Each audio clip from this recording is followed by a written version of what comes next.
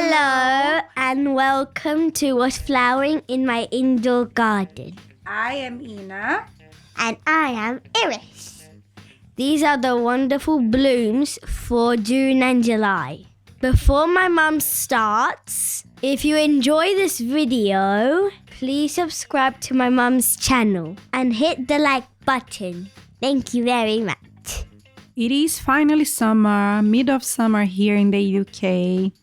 The weather is not great in July, but I do have some beautiful blooms to show you. This month I have, I think, 14 different flowers. Some of them you have seen before. Others are blooming for the first time, but they are pretty special blooms. I hope you enjoy them. And let's start. So the first one that I have here is my Dendrobium Griftianum. I have also created a short about this plant because I fell in love when I saw it in bloom for the first time. I have this plant for 2 or 3 years, I'm not sure at this point, and it hasn't bloomed for me before. What I realized is that the light requirement was not up to the standards of this plant, so I moved it to another shelf where I had brighter growing light, and I think that was what it needed to bloom. It produced a ton of yellow flowers. The flowers are gorgeous, and the plant is pretty compact. It's not like other dendrobiums such as the nobilis or that grow like tall canes. It's not like that. The cane looks like a little bit very similar to suitable, for example. The flowers, they don't last much. I think it's between 1 week and 2 weeks only. They will fade quickly, but they will put a show for the weeks that they are in bloom. So it is truly a gorgeous plant. If you know more dendrobiums that are similar to this one, let me know. I would have, if I have more space, a whole collection of these type of dendrobiums because they are beautiful, truly beautiful. They are fragrant as well. They do have some sort of floral fragrance that I don't know how to describe. It's pretty strong. I can stand it, but it's not the type of fragrance that I would be sniffing or smelling all the time. I have fragrance sensitivity, so it's not the kind of fragrance that I can have around me all the time. But my husband described it as honey. Maybe it smells like honey for him. For me, it's something different. But fragrances are something that is unique to each individual, and we sense it differently as well.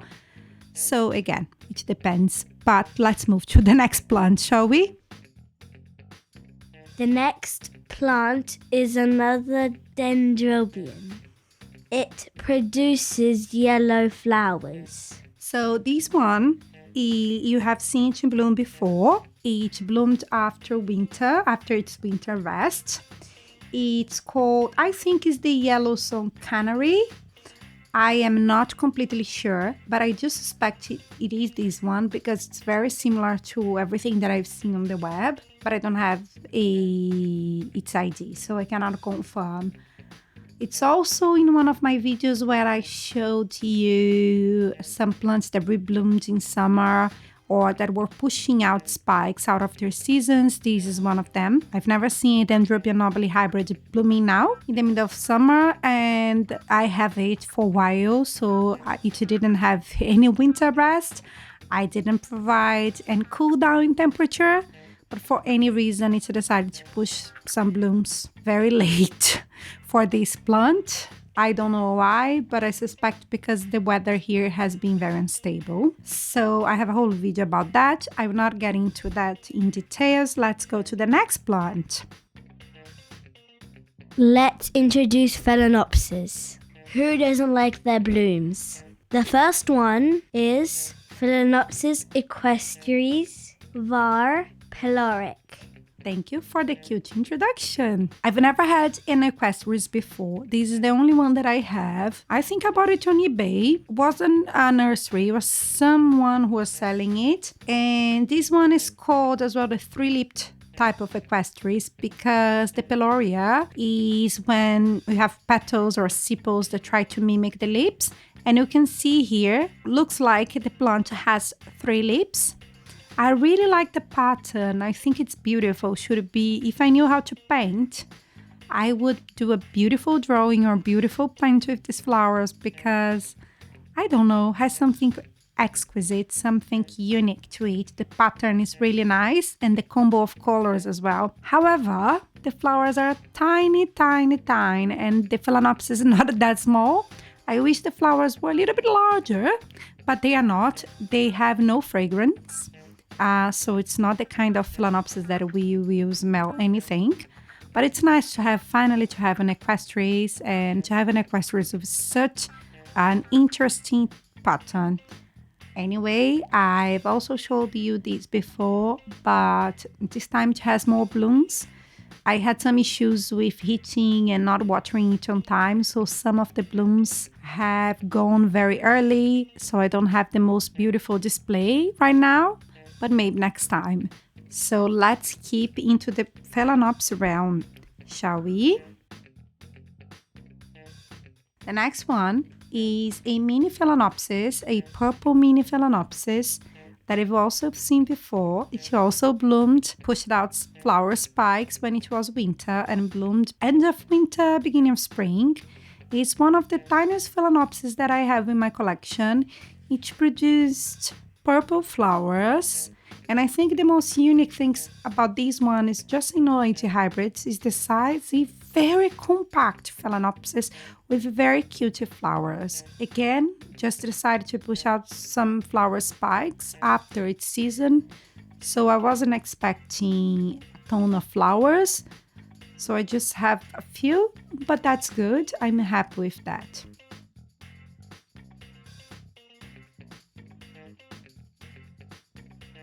Next one is an orange Phalaenopsis. Phalaenopsis shingris goldstaff. You have seen that before. This Phalaenopsis was also in bloom during spring. It pushed out many flowers, and this time it decided to push out a new flower spike completely out of season, and it gave me only a few flowers.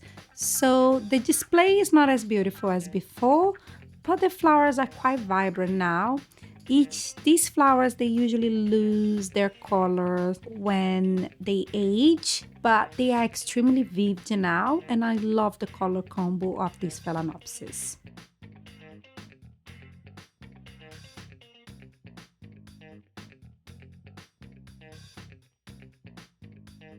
Another one that you have seen as well. Phalaenopsis mignon lit rose. This is a pink orchid.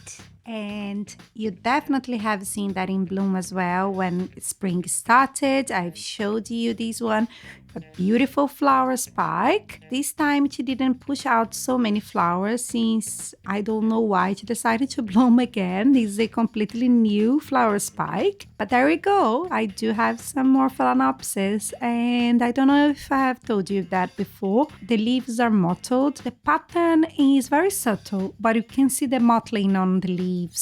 When I bought it, I noticed it straight away.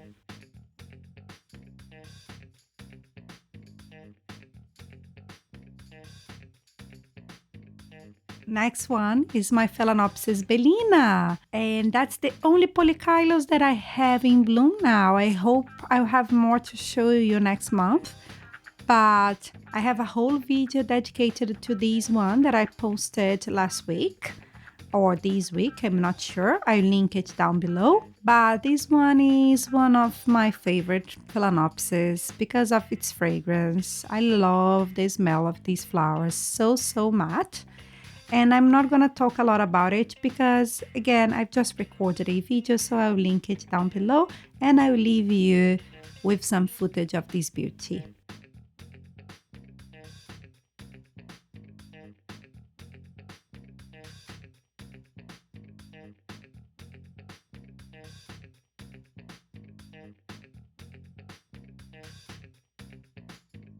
Let's start talking about Vandas. First one is Vanda sanderiana. It has beautiful pink flowers. Again, I've recorded and dedicated a whole video to this one because it is a classic orchid. Lots of people collect this species and it bloomed for me out of its season. It usually blooms for me once a year, always around January. And it bloomed now. I don't know why. As you can see, I have lots of plants that are bloomed completely out of season, but I'm so happy that it pushed out this beautiful flower spike and gave me so many beautiful large Vanda flowers. I'm so in love. I love this plant so much. I think it's my favorite Vanda that I have, that I own in my collection. I'll leave you with some footage of this beauty.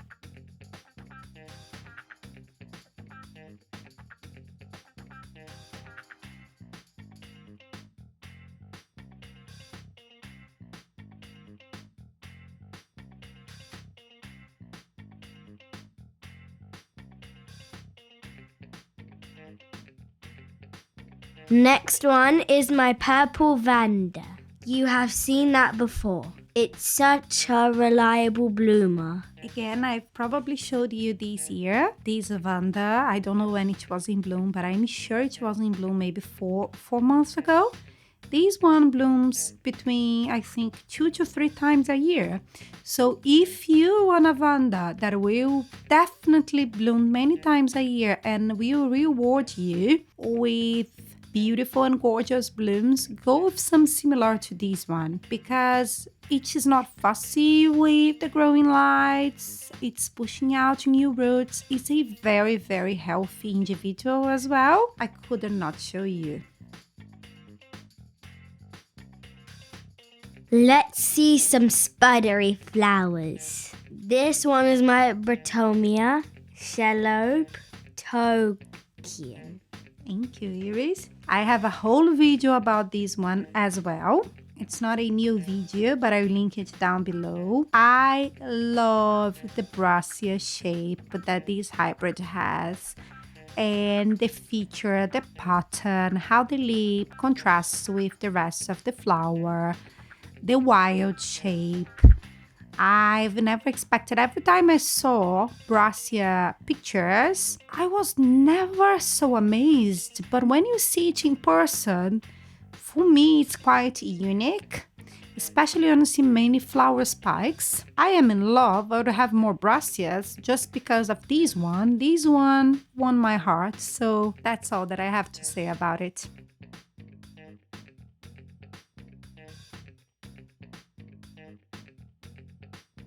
Next one is Oncidium intergeneric, no ID. I think this one is a Bellina of some sort, but I have no idea. I found it locally, I think in a flower shop. This is one of the easiest intergenerics that I have in my collection. It grows non-stop, it pushes out so many flower spikes, but this time around, it surprised me. It doesn't have more flowers than that because I broke one of the flower spikes by mistake. It should have 3 flower spikes completely in full bloom and one more that just opened but is not on this video. It doesn't have the most beautiful color to the flowers. It's not very... the contrast, you cannot see many... It's not... It's not colorful as an orchid, but when you see so many flowers together with this beautiful star-shaped and some dots as well, it's quite nice. The only thing that I don't like about this plant is the fragrance. Is that sort of spicy fragrance, pretty strong. That's not up to my taste. I cannot be very close to it for a long time. But it puts a beautiful show and I love it.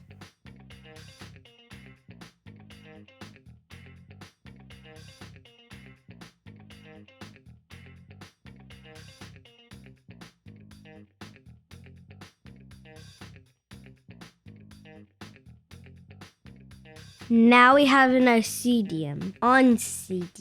Rosy Sunset. This is a color change Oncidium.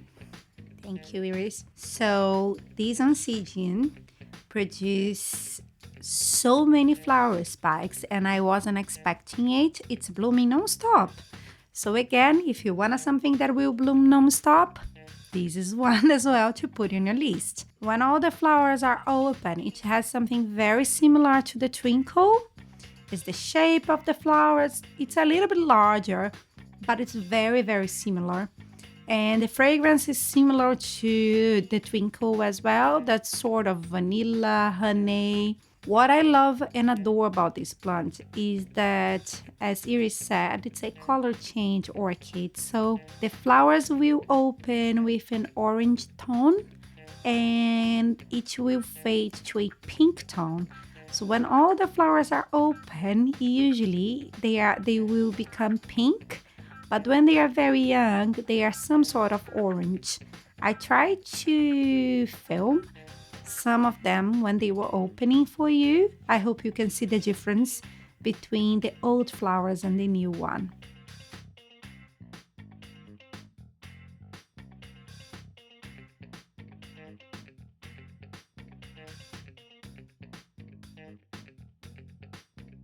Now my mum is going to present the highlights of the month.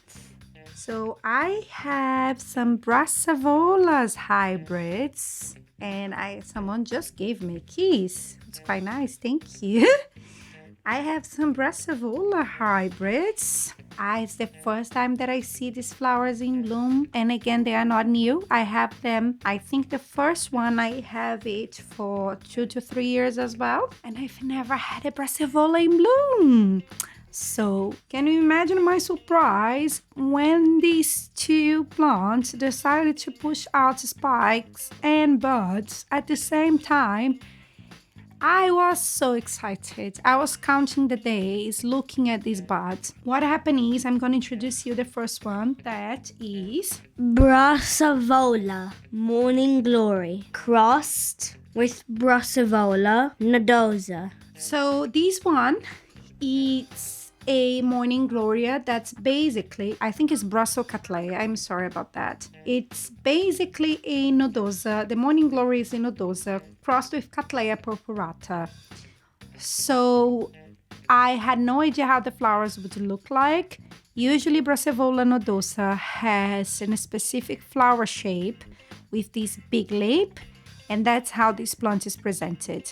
But this plant also have the pink that probably comes from the purpurata, which is amazing. And because it's also crossed again with the Brassavola nodosa, I imagine it has a little bit more of Brassavola than Cattleya in this case specifically. This plant suffered a lot with thrips. I divided and I lost roots. So this plant has been unhealthy forever. That's why it has never bloomed before. This time it managed to push out one flower spike, but I don't have the most amazing root system yet.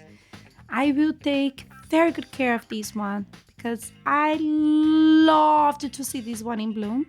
I'm so happy. And on top of that, it smells amazingly. And look, I'm not a big fan of fragrance.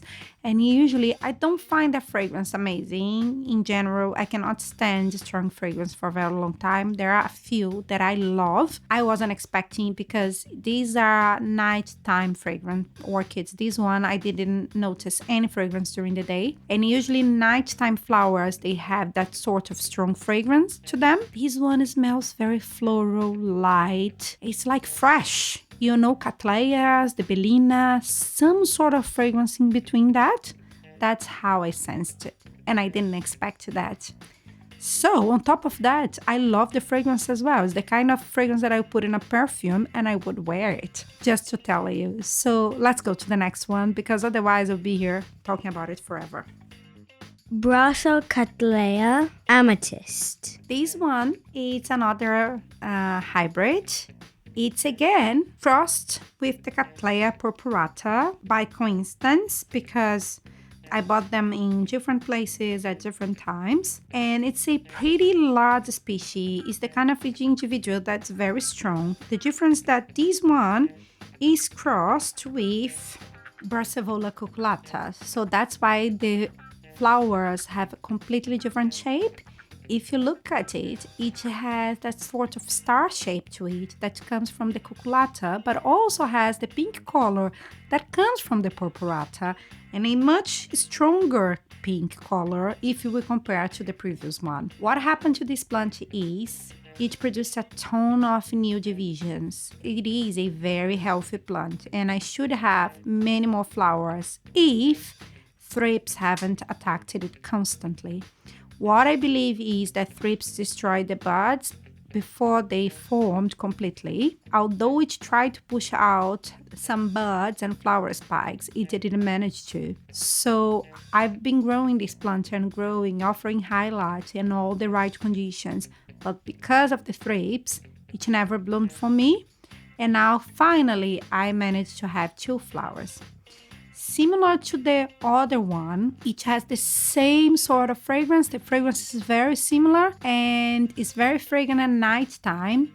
But during the day, you can, if you sniff, you put your nose inside the flowers, you can still sense something, but it's stronger at night time. And I want to close this video with these 2 beauties because I was so happy to see these in bloom. I can't believe, and I'm so in love with these 2 Brassavola hybrids. These are the only ones that I own in my collection. Let me know if you have any Brassavolas in your collection. Let me know if you enjoy this video. And please subscribe to my mum's channel. I hope you enjoy this video, and I hope to see you soon. Bye bye. Bye bye.